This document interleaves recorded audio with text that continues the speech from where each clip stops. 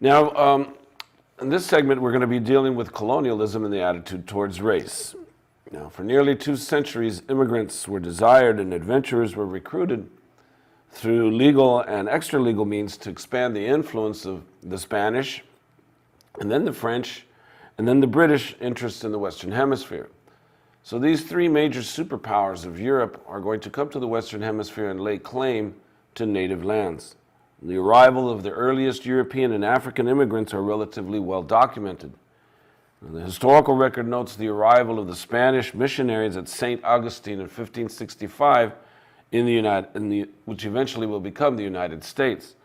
And then there's the Spanish settlement of New Mexico colony in 1598, which will eventually become the United States. And all of this was occurring prior to the founding of Jamestown in Virginia in 1607 and the arrival of the first slave in Virginia in 1619. So when we take a look at the traditional setting that most Americans remember about who arrived in the United States first, it's usually we visit the Pilgrims because we celebrate Thanksgiving here in the United States. It's the arrival of the Pilgrims in Massachusetts in 1620. Now it's celebrated as being the national symbol of early immigration. But it was in reality late in the period of initial European colonization that this territory, as I shared with you, later became part of the United States. But immigration, as we left off in the last segment, to what was to become the United States was so common that individual arrivals and the total number of immigrants went unrecorded. And hence, that cartoon that I shared with you on the last one about pre-revolutionary immigration, about imagining leaving it up to native peoples to create an immigration and labor policy. So this was true for nearly 2 centuries, during which immigration to the colonies and then to the United States was largely unregulated by these receiving governments. So labor formation, this is the key. Work experiences. These are important to remember. And the patterns that were developed in the colonial period eventually are going to reproduce themselves throughout United States history. So what is important to note for this class, especially as it pertains to the Chicano, the Mexicano, the Latin American immigrant experience, are those underlying attitudes towards race, these attitudes that come from the colonial period. So colonialism and the attitudes towards race that developed over time become important for us in our discussion over labor organizing and the treatment of immigrant labor forces today. Now, despite the fact that the United States is and always has been a nation of immigrants, we can understand that the immigration process, creates a variety of responses from various sectors of the U.S. population. So when we take a look at immigration, you know, there's fear, there's anxiety, there's sympathy, there's hate, there's misunderstanding, there's racial profiling, there's scapegoating, and there's xenophobia. And this is unfortunate because all of these anxieties can be traced back to the Spanish colonial heritage, to the British colonial heritage, to the French colonial heritage, and their respective attitudes towards race. When we take a look at the role of race in Spain, this is what we're going to be doing in this class, and then in England, these roles are very important to appreciate because beyond their religious practices, the English and the Spanish colonial worlds are going to diverge substantially in their attitudes towards native peoples and in their attitudes towards Africans, their attitudes towards slavery and race and labor formation. So it's very important for us to pay attention to these racial relations. Now, the Spanish are going to have a tradition of racial mixing. And so supposedly because of this tradition of racial mixing that we will encounter in this class, it became more acceptable for Spanish settlers to engage in sexual unions with both native peoples and Africans. But meanwhile, for the Anglo-Saxon colonies, for Great Britain, interracial mixing was considered a taboo by any class of whites. So race mixing is going to be banned in the British colonies. Race mixing is going to be banned in the United States until the civil rights movements of the 1950s and 1960s. So in the British colonies, while rape or unsanctioned unions obviously occurred, Anglo-Saxons almost never recognized their mixed race relations, no matter how light-skinned the offspring or how poor the father. And this was a difference, whereas the British, when they separated themselves from native populations and then they kept Africans in a plantation economy. So they had always separated themselves. This is not so with regards to the Spanish, where the Spanish are going to be intermingling. So just keep this in mind. Now let's understand something basic to native people's lives once Columbus does arrive in 1492. And that is known as the Doctrine of Discovery. Now, the Doctrine of the Discovery is the international law that governs European exploration and discovery of new lands around the world. And this doctrine is very important to appreciate because the doctrine is an international legal principle that allegedly grants European Americans property and sovereignty claims over native peoples. So if we can put down, or if you can bring that screen back up so we can understand Europe and the Doctrine of Discovery here. The sovereignty claims over native peoples and native lands. Because as soon as Europeans are going to arrive, to them, they're discovering these lands. So the doctrine plays an important part of American history and a very important part of modern day Indian law. The doctrine provided under international law that newly arrived Europeans immediately and automatically acquired property rights in native lands and gained governmental, political, and commercial rights over the inhabitants. And this is known as the Doctrine of Discovery. So we can bring in that doctrine. Without the knowledge or consent, this was important, without the knowledge and consent of native peoples. If we can bring that picture up so I can just emphasize there it is, that term, Europe and the Doctrine of Discovery. I'm just relating to it that right there. Because when Europeans and then Americans are going to plant their flags and their religious symbols over newly discovered lands, they're going to be demonstrating a legal claim to native territory.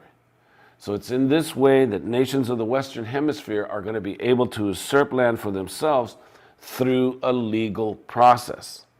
If native peoples, of course, resisted these encroachments on their lands, then war was rationalized by Europeans. And then eventually all those people that call themselves Americans, whether it be North America, Central America, or South America, and they'll use war as a means to bring about the legal justification for conquest and colonization. So that Doctrine of Discovery laid the legal foundation for the occupation of the Western Hemisphere.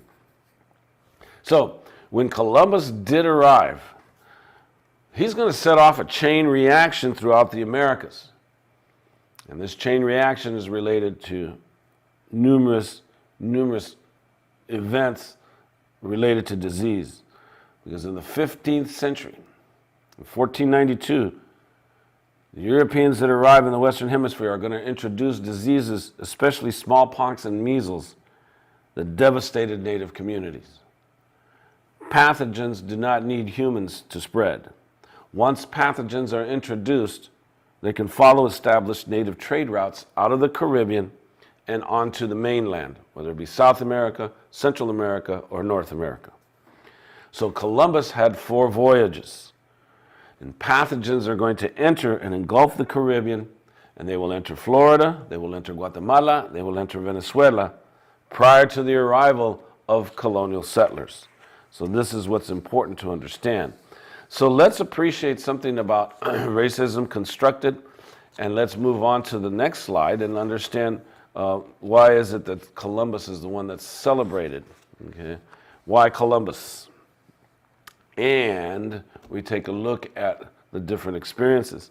Now, what's important to appreciate is that when Columbus is arriving, there are a diversity of populations that are there was an error that I made a mistake. It should just be why Columbus, not and. That was my problem here. But there should be, and we should appreciate the diversity of populations that are going to be arriving. Now, Spain itself is diverse in its relationships because the Spanish are not pure-blood Spanish. They are Basques, they are Catalan, they are Catalonia, they are different linguistic traditions. They have Romanian influence, people from Romanov. They are Celts.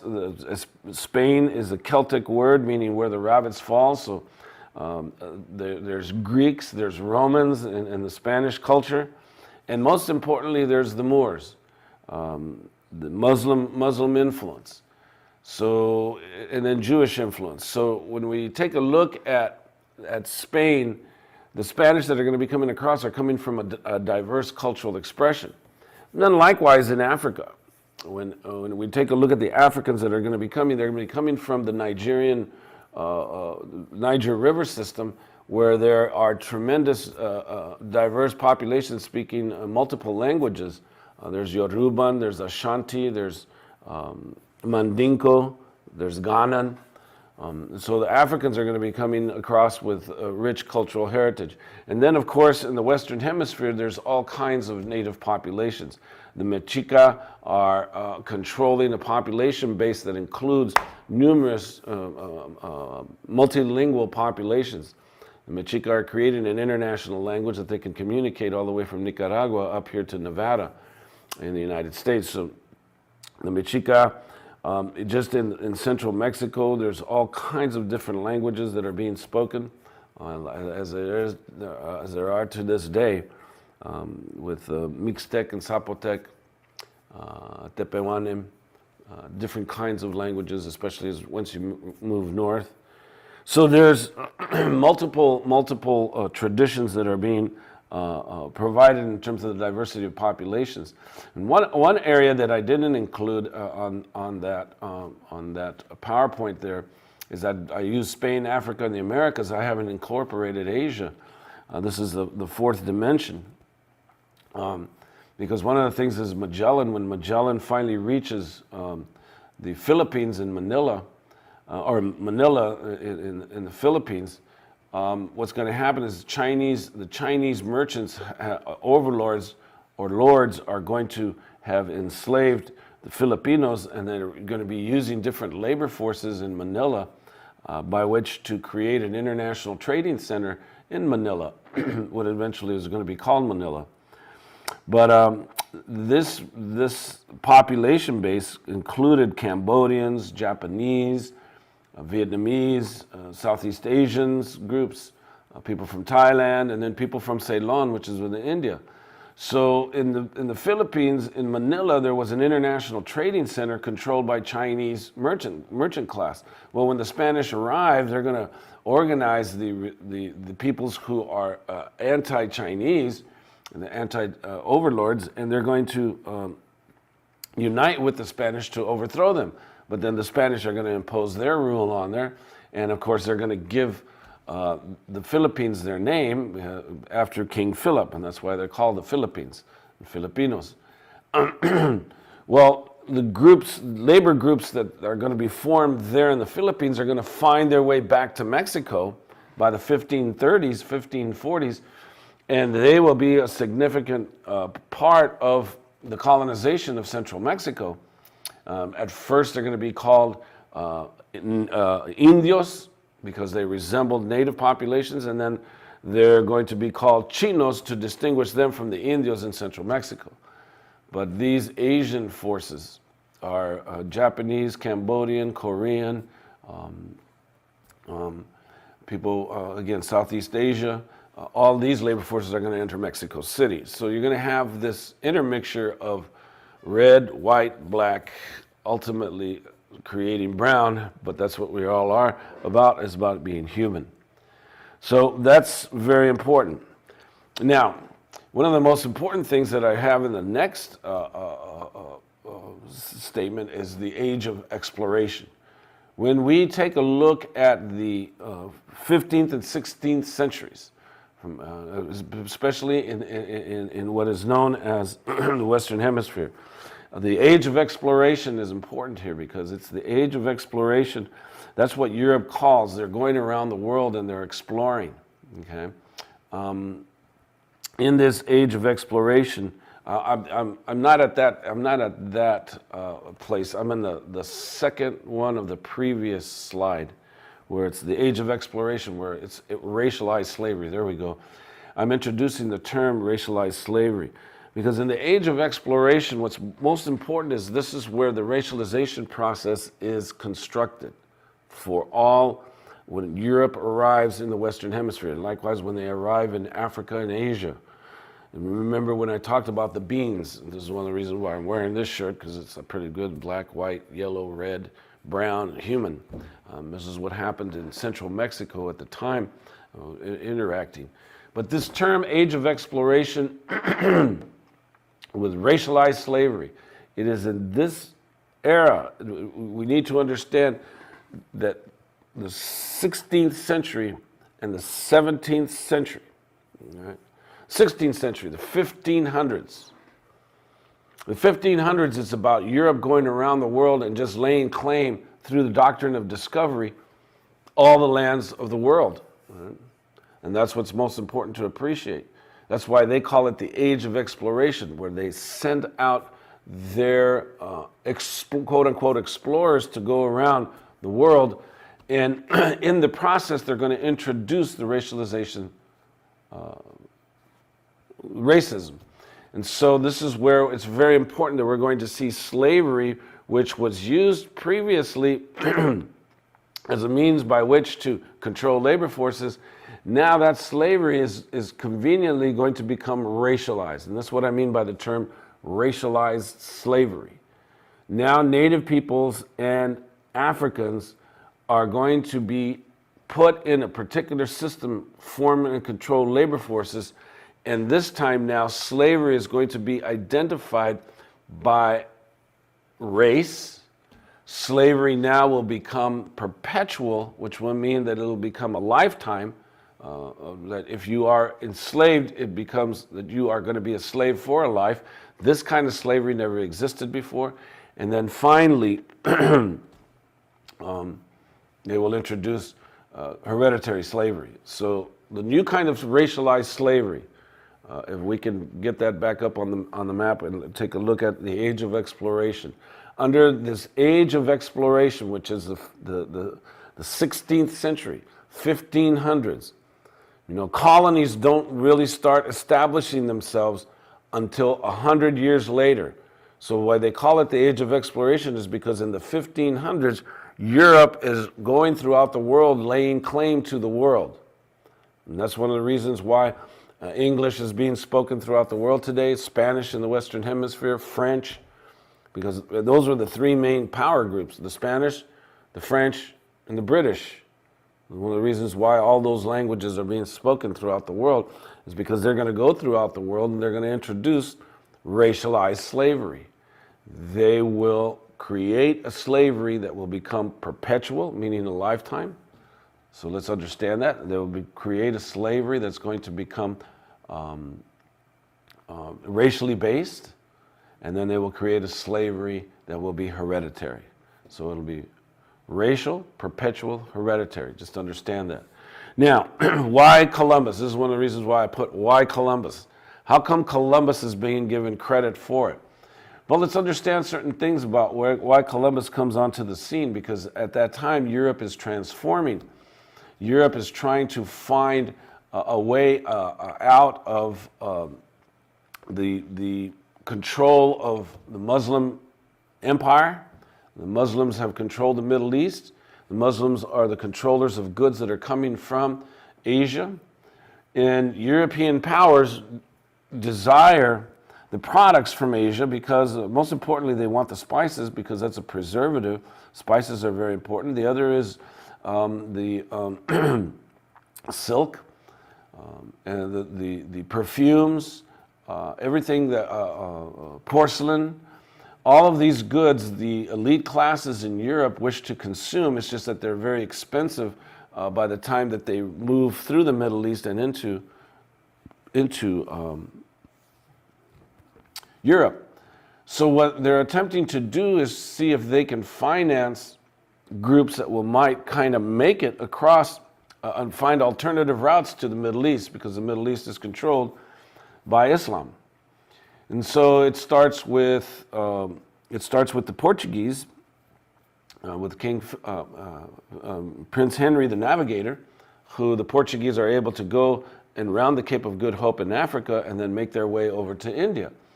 So it just so happens that at this time, 1492 is such an important event because in 1492, the Spanish, two kingdoms, one under Ferdinand and another under Isabel, are going to unite to push the Moors out.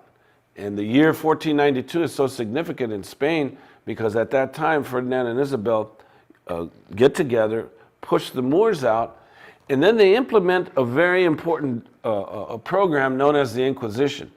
You're either on our side or you're with the enemy. So Ferdinand and Isabella did not have any toleration for dissent. They did not tolerate any other kind of religion. It was going to be Catholicism, that was the religion. If you were Jewish, if you were Muslim, if you were any other kind of religion, you were not tolerated, you were rendered, you were sent to prison, you were put under the Inquisition, testing and questioning your faith. So this caused a lot of people to kind of fear what was occurring. Fear the administration of Ferdinand and Isabella as they united Spain into one entity. And so the Inquisition is very important because the Inquisition was a tool by which they could use to scare people into obedience. Because if you're not with us, then you must be with the enemy. All right? You're either with us or you're with the enemy. And if you even have kind of any suspicion that you're not with us, then you will be sent to prison and you will be tortured. So this was a good way to create an acquiescent population. So who is Christopher Columbus? In 1492, with the Moors being pushed out, with the Inquisition in place, Christopher Columbus is Italian and he's Jewish. But Christopher Columbus is likewise a sailor, and he recognizes that the Portuguese have already have begun their travels, and he's going to be using Greek maps, and he's going to be using an astrolabe that was developed by the Muslims, because the Muslims control the Mediterranean. And so Christopher Columbus is going to go to Ferdinand and Isabella and going to say, hey, I have an alternative route for you. The world is round. If we go the other way, we can finally make it to India, and we'll get the sources, the spices that you so desire. So Christopher Columbus sold Ferdinand and Isabella on a package deal. And so he got financing. And so this is Christopher Columbus, and on October 12th, Christopher Columbus landed in a place that is known as Hispaniola today. First it was the Bahama Islands, and then second was going to be an island that eventually will become Haiti and the Dominican Republic. So today, everybody, on October 12th, the United States and numerous countries celebrate Christopher Columbus. They call it Christopher Columbus Day. And Native Americans try to understand and counter that celebration by saying it was an invasion. And so since October 12th, there has been an intense debate over what to do on October 12th. Should you celebrate Christopher Columbus's discovery? According to the Europeans, they're discovering. They're using the doctrine of discovery by which to lay claim to the world. It's theirs now. And then Native peoples celebrating invasion, or understanding that this was an invasion because Europe did not discover. Europe came in to take what Native peoples had already. So this is why I put why Columbus and all of the different experiences of why Columbus. Okay, so now we're ready to move on to the next phase, is recognizing and initiating the age of exploration. Now let's take a look at the initiation of the age of exploration. Now you have to remember that racism is constructed in this time frame. There's the need to distinguish between us and them. So this concept of the frontier works very fine. The concept of a frontier, because the concept of a frontier, la frontera, creates a border between what will be known as civility and then the outside savagery, okay? So let's understand certain things about history. One of the things about history in the Western Hemisphere is that if you take a class at any university, all right, or if you take a history class in the high schools, history begins in 1492. So let's recognize that, okay? Let's recognize the racist construct that history has in itself as a field, as a discipline in the United States, in Canada, in Mexico, in Central America, in South America.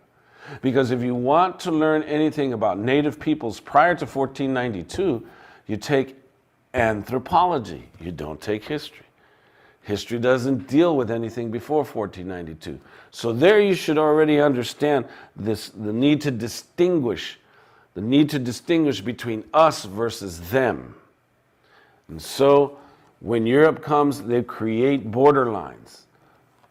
Europe arrives and they create a line, an imaginary line, where they bring civilization, where they bring civility, and then outside of that, of course, it's the wild. It's savagery. And this is why we have one of the most racist terms in our lexicon today, which is known as the wilderness, as if the earth has ever been wild, as if the people who have been living with the earth have ever been wild. So, of course, it takes a civilized person to go out into the wild, and by going out into the wild, you tame it. And this is what's most important. This is what Europe is going to do. The need to distinguish between us versus them, the need to create a frontier, the need to create a border that separates us and them. Please understand this, because this concept of the border works very fine, especially when you're going to be discussing civility versus savagery. So again, history begins in 1492. Anything before that is anthropology. Now, what are the factors that are influencing the British, the French, and the Spanish to move to the Western Hemisphere? Well, it's Christ and money. Christ and money, they're the operating factors, they're the motivating factors. Once Prince Henry rounds the Cape of Good Hope, the West seems feasible. So, the arrogance of Europe and the Roman Catholic Church can be seen in two treaties. One is the Treaty of Tordesillas, and the other is the Treaty of Saragossa.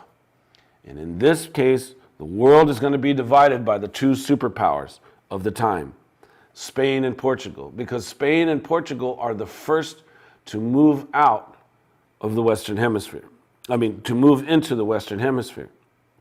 So Spain and Portugal, if you take a look at the map on the upper map, there's a map of the world, and you'll see that there was an arbitrary line, not that map, it's the other one, the world map.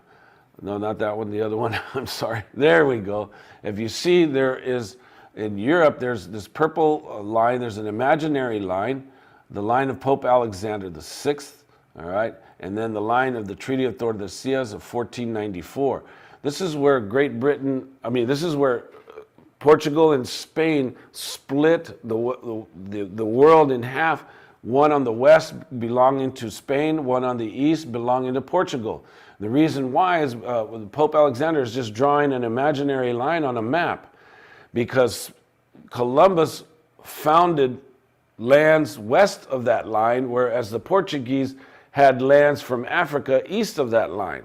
The Portuguese were the ones that went down the coast of Africa, rounded the Cape of Good Hope, and went up to India. So the Portuguese are laying claim to the eastern part of the Atlantic. Because Columbus arrived on behalf of Spain over on the western part, then they drew this imaginary line, and they called it a Treaty of Tordesillas. Then when the Spanish arrived in the Philippines, all right, and the Portuguese arrived in Japan, now the Spanish and the Portuguese had to split up the Pacific Ocean. And so they drew an imaginary line again, with the Spanish on the west and the Portuguese on the east, and there's the Treaty of Zaragoza, okay? So the world is going to be divided up by these two superpowers of the time, Spain and Portugal. And of course, the native peoples that lived there and the native peoples that lived in Asia are going to be considered pagans with no rights to claim land against Catholic or Christian nations. And that's why Europeans are going to have no mercy nor feel guilt when murdering a native person or when murdering an Asian, because they will be considered non-human. So Christ and money, greed and avarice, how to control labor forces, okay? So again, when we take a look at the racialization process works here. As I shared with you, racism is a very important construct. It's an instrument of power that's used by those in power to perpetuate their power. See, racism ascribes a certain moral, intellectual, and genetic qualities to very real differences in skin color and hair type and in body features. So racism can become a controlling ideology, a set of ideas related to concepts of inferiority and superiority, and they become ingrained as natural. So again, racism and sexism can be considered similar in this way. It's sort of like, racism and sexism is like diarrhea being inherited. It runs in your genes, okay? Now, despite these policies, people respond to change in dynamic ways, okay? So when we take a look at the doctrine of discovery, let's appreciate this doctrine of discovery. Let's understand that this is one of the most racist constructs in terms of the doctrine of discovery. We're going to go to a film clip right now, but let's understand some basic experiences in Native people's lives once Columbus arrives. Yeah. This was the international law that governed European exploration.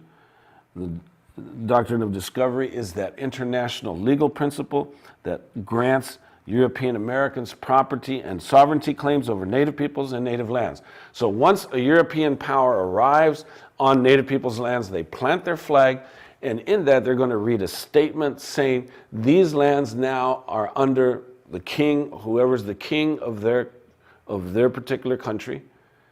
And because of their Christian principles, then all of the native peoples that are on that land become part of their experience. Those are their natives.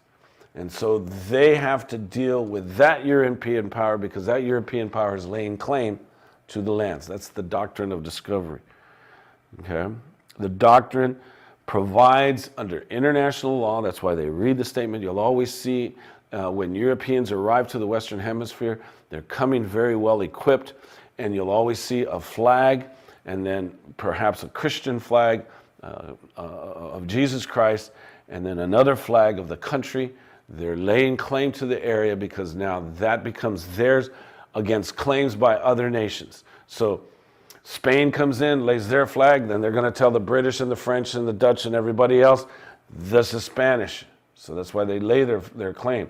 The British come in, they says this is British, this is not. So they're laying claims against each other. That's why the doctrine works for them, because the doctrine provides that they arrived, and so they acquire the property rights in native lands, and that they get to gain the governmental rights, they get to gain the political rights, the commercial rights over the inhabitants, without the knowledge or consent of native peoples. And this is why the Treaty of Tordesillas and Zaragoza set the pace. And this is one of the reasons why we use Columbus. Why Columbus? Because why we celebrate Columbus is because Columbus begins this process of the Western Hemisphere. Yeah. And so, of course, if native peoples resist, then they're savages. Then you use that notion of the frontier, civility versus savagery. You have to go out and tame the wild. So, let's go to a film clip, and this will end this particular segment. Today, if I came over to anyone's house and said, I own your house because I'm Bob Miller, I'm superior to you, my culture is superior to yours, my civilization is superior to yours, I own your house. You would not like that. Well, the Trail of Death was one of those forced removals that took place and involved approximately 800 people, and there were some like 40 deaths.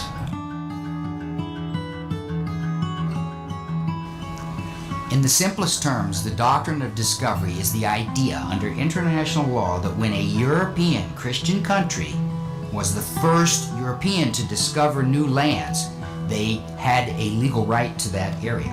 I think it's important for Mennonites to know that we were a part of that too. You know, our movement didn't kind of come out of the Catholic Church until the mid-16th century.